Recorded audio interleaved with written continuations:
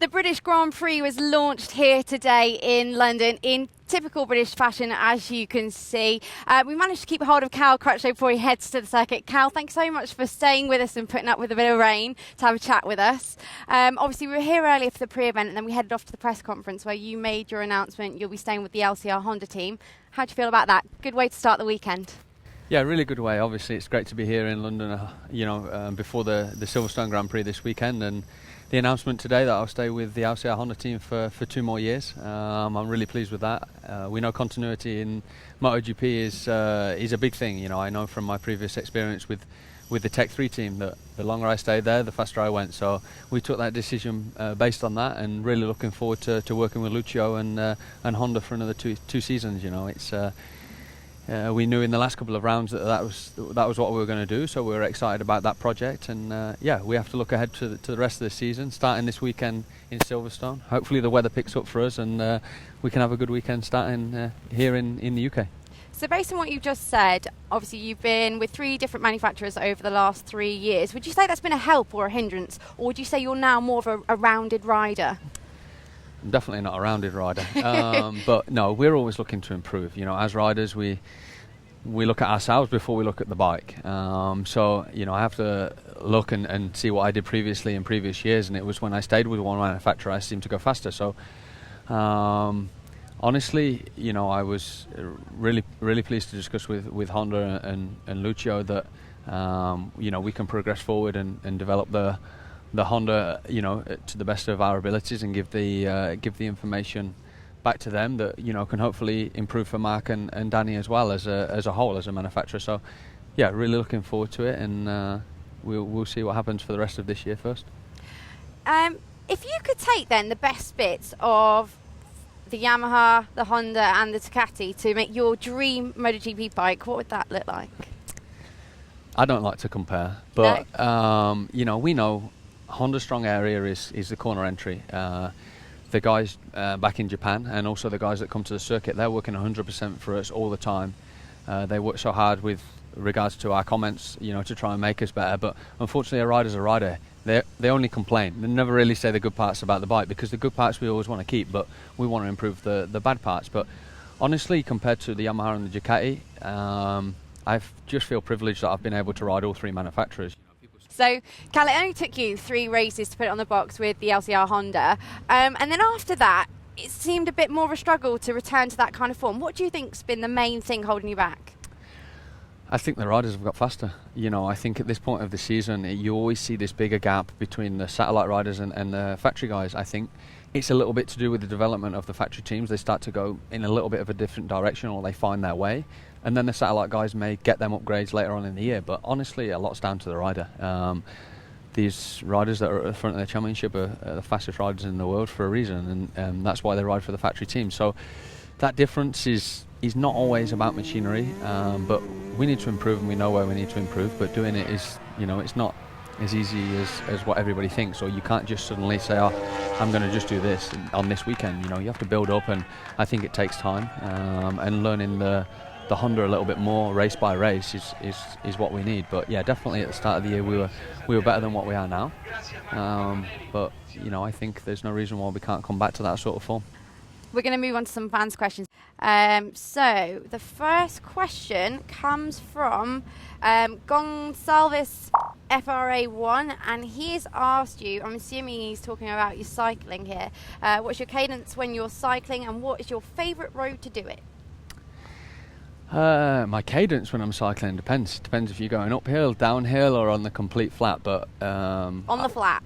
On the flat, probably around 95 to 100 cadence. But it depends. It can completely depend on the wind. It can depend on the road surface. But in the end, the speed can be 20 kilometers an hour. It can be 50. I don't really know. But I like to train in the Isle of Man, where it's really tough. So your cadence is not always that fast. Battle against the wind all the time. And the next question is, if you could choose to race against any rider from past or present, who would it be? Honestly, I feel privileged to have raced against all the people I've raced against. I've had some great battles. I've rode in a championship at the time. I think it was one of the strongest it's ever been, especially this year, last year. But As a rider, as present, I love riding against Dovi. He's a great competitor of mine. He's a good friend, I would say. We get on great, and I've been teammates with him twice, so we've had some great battles. Past, I would say probably Carl Fogarty. You know, when he was in his heyday of racing in World Superbike, and that was the route that I took, was World Superbike, I just think it would have been great to be there, even if you're on the grid at that time when he was in that era. I would have really loved that. Thanks so much, Cal. Thanks No always for the honest answers. We'll see you at Silverstone. Thanks very much. Cheers. Well, Cal has certainly given us quite a lot of entertainment out on track, as have many others so far this season. But what about the battles away from that? Now, I'm not talking about any kind of personal spats, no, the technological battles, of course, between the 5 manufacturers and all their satellite teams. You see down here in pit lane, they're all trying to squeeze out those extra milliseconds at every single round. And it's not just a case of developing one bike and then going in one certain direction. Sometimes a manufacturer needs to develop in 2 separate directions, because what works for one rider may not work for the other. The Repsol Honda team being one of those. With an engine deemed too aggressive at the start of the season and all engine development frozen, Honda had to find a way of dampening the power with the chassis. For this, they introduced a new swing arm at Le Mans for Marc Marquez, which then filtered out to the other riders. The reigning world champion was, however, still not happy, so Honda introduced a slightly modified exhaust to slightly change the characteristic of the engine in Catalunya. The difference this time out was that Pedrosa did not follow suit, preferring the existing shorter style exhaust. Arguably, the biggest step came in Assen the race after, as Marquez was given his 2014 frame. Everything else remained the same, bar the frame. And this gave him a big dose of confidence, especially under braking, one of the areas he was struggling with the most. Pedrosa and the satellite riders, however, remained with the 2015 frame. Moving on to Yamaha, and the changes have not been quite so dramatic. In Assen, a new frame was introduced with a different stiffness to help the bike under turning. Some braking stability was sacrificed along the way, though both riders felt it was a step forward. And as with Honda, the swing arm is also a point where the Yamahas have been experimenting, with Jorge Lorenzo and Valentino Rossi running different stiffnesses depending on their preferred feel and riding style. From Japanese, we switch briefly to Italian and the Ducatis. New from this year, the GP15 came to the first race in Qatar sporting little winglets on the side of the fairing to counteract wheeling under acceleration and provide stability under braking. At the Sachsenring, where wheeling is a big problem, a double winglet was tried out, as was a new tail, encasing the exhaust and giving the bike a more streamlined rear. For Indianapolis, the regular winglets were back in place, and it was only in Brno that a major change was seen. This is where a slimmer radiator and oil cooler was encased by a narrower fairing, with the winglets gaining in size. Not sticking out any further, but going further inwards. Both riders were given one bike each to try, with only Dovizioso opting for the new and Iannone sticking with the original. Back to Japan, and Suzuki has been taking things step by step, with the first handling upgrade coming in Jerez in the form of a new swing arm to overcome their issues of chattering in the fast right-handed corners. The biggest upgrade was then a new engine in Catalunya to give some much more needed extra horsepower, which helped them to a pole position and a second place start. But power is still its Achilles heel, as is the lack of a seamless gearbox, both of which will be needed to truly challenge the top. Another manufacturer struggling with power, and the final one on our list is Aprilia. They do have a seamless gearbox, which they introduced in Mugello this year. Unlike the other manufacturers where the neutral sits above first gear, Aprilia has opted for a version that could transfer to its road bike with neutral sitting between first and second. At the same time, the Italian manufacturer brought an upgraded fuel tank and seat unit designed to be significantly thinner and give the rider more room to manoeuvre on top of the bike. And the final big upgrade was a new chassis for Alvaro Bautista in Brno, designed to give greater flex and front-end feel on corner entry. So be it the riders, tyre suppliers or manufacturers, the quest for those milliseconds here and there continues both on and off track.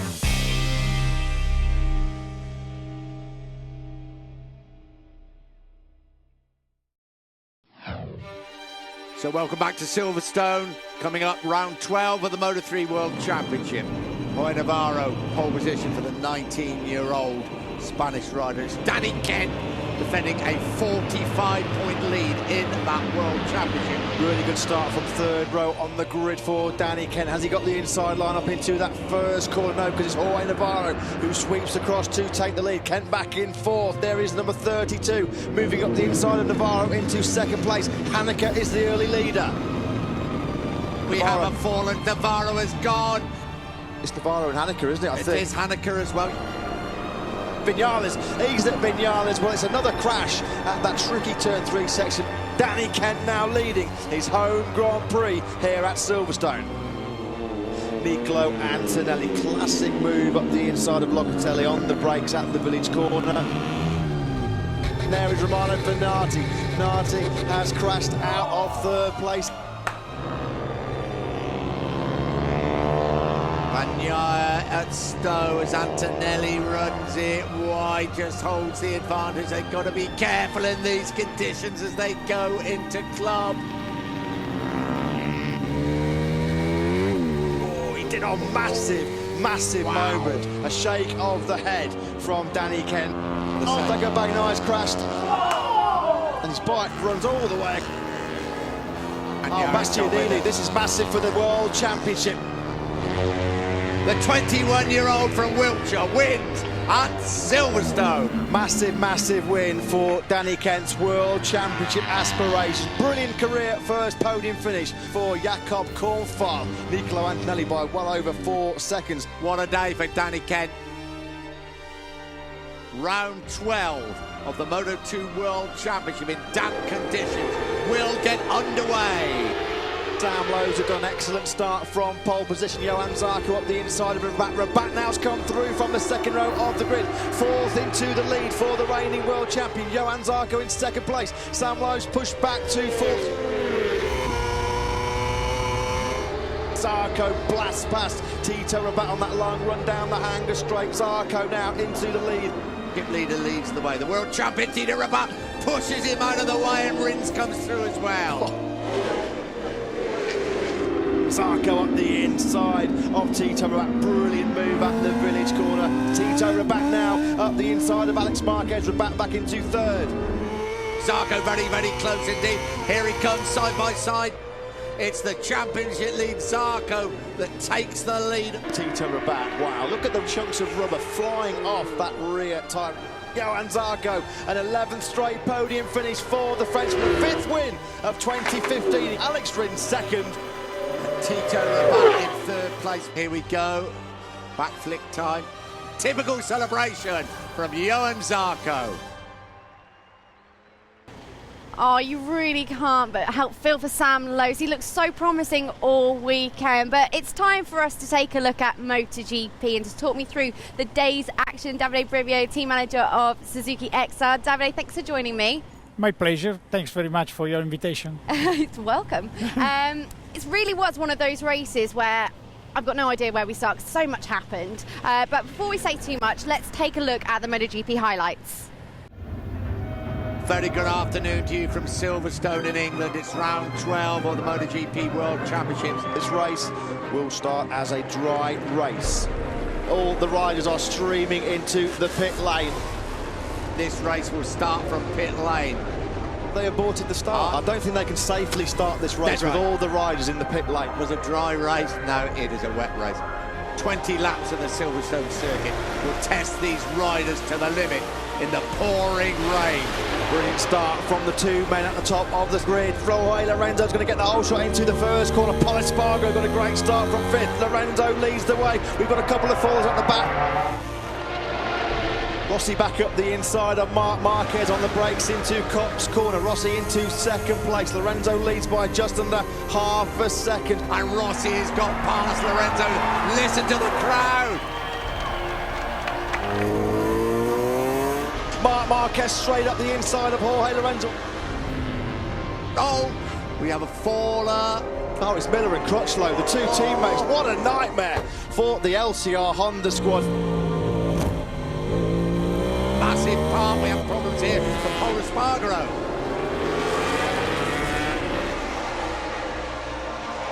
Marquez has crashed. What a gift for Valentino Rossi. Danny Pedrosa coming under pressure. Lorenzo back into fourth. Dovizioso runs in a little bit wide, and Petrucci comes back at him. Valentino Rossi wins here at Silverstone.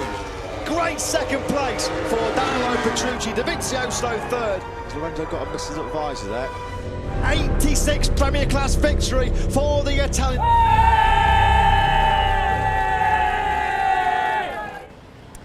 So Davide, let's talk about the start of the race and let's talk about your boys, because they ran into a few troubles there. Yeah, at the beginning of the race, Hernandez basically was able to catch both of our riders because he hit Alex, and then Maverick had to ride wide to avoid him.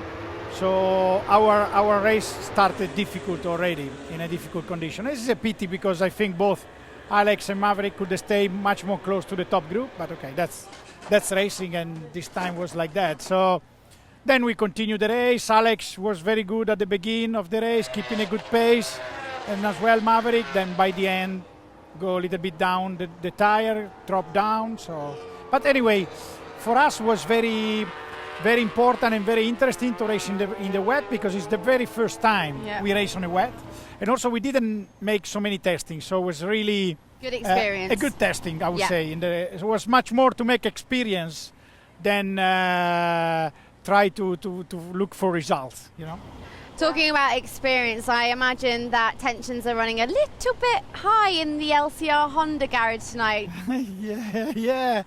So there it's a pity because Cal was going to do a very good race. I think it could have been probably on a podium, and Jack also for the first time was in so high positions. It's a pity. I think maybe Jack made a mistake, and also in the same occasion, two teammates crashes. So wow. I don't want to be in Lucio's pants tonight, but anyway, it's a pity. I'm sorry, because they both could have had a good race. Talking of teammates, we figured that you would be the best person to give us an insight into potentially how the Yamaha garage is feeling tonight. Valentino Rossi obviously seizing back the lead in the championship standings, and Jorge just having a really bizarre race. Yeah, this showed that everything can happen. As we kept saying, in this World Championship battle, everything can happen. You never know whatever. And today is one of that days.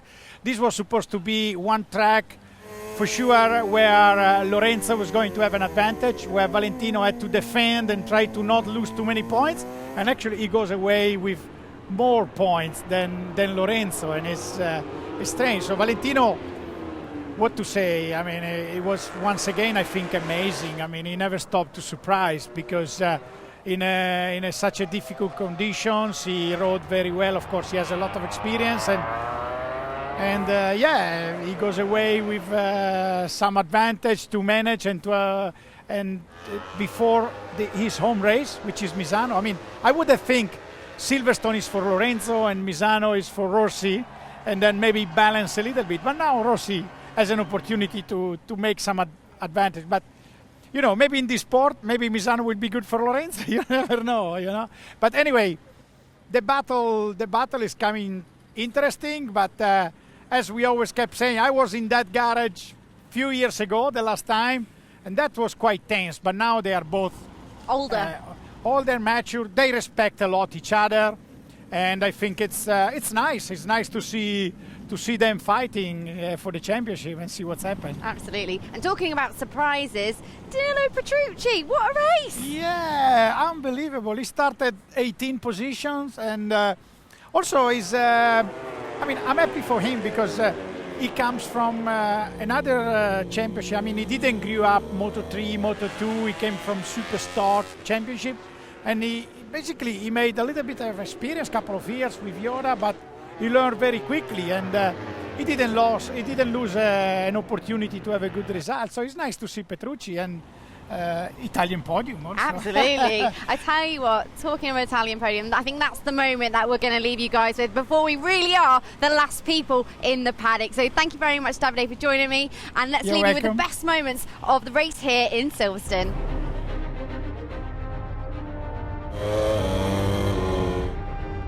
35 and 43, crashing at the Vale corner. Marc Marquez has crashed. Whatever chance he had of winning a third straight World Championship, surely that is over now for Marquez.